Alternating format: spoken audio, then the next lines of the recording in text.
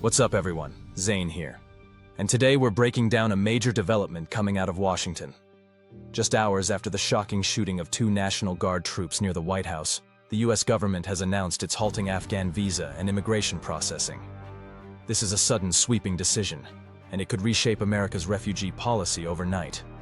Let's get into what happened, why it happened, and what it means for thousands of Afghan families who may now have no pathway to safety. So let's start with the event that triggered this entire chain reaction.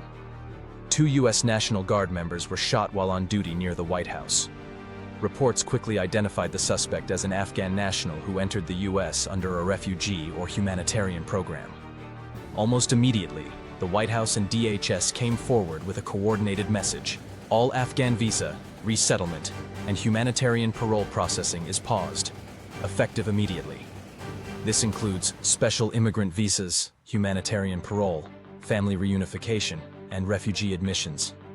To put it simply, if you're an Afghan trying to reach the US through any legal pathway, that door is now closed. So why such an extreme response?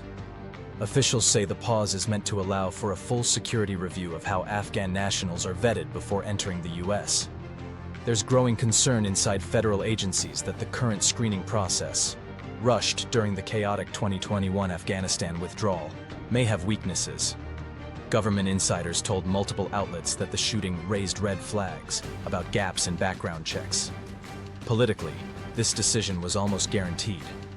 With a high-profile violent incident occurring steps away from the White House, the pressure on the administration to act fast was enormous.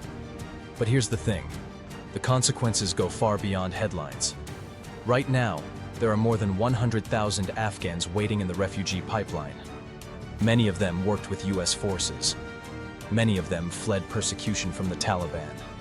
And many have spent years navigating paperwork, interviews, and background checks.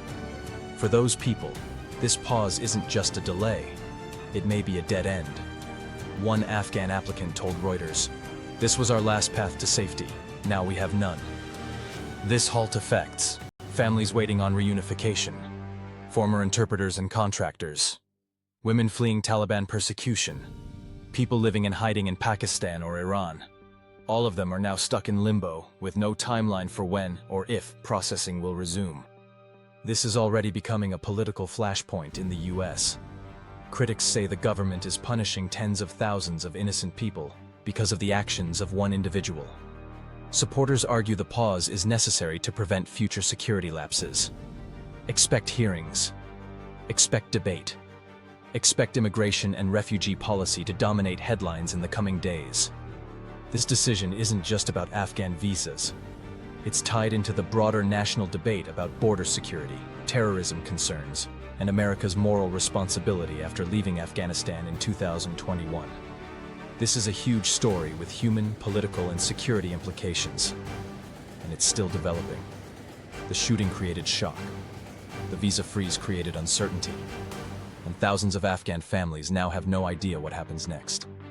I'll keep tracking updates, statements, and reactions as they come in. If you want more breakdowns like this, hit that like button, subscribe, and drop your thoughts in the comments. Do you think this pause is necessary? Or an overreaction? I'm Zane. Thanks for watching. Stay informed, stay sharp, and I'll see you in the next one. Line for Fade Out.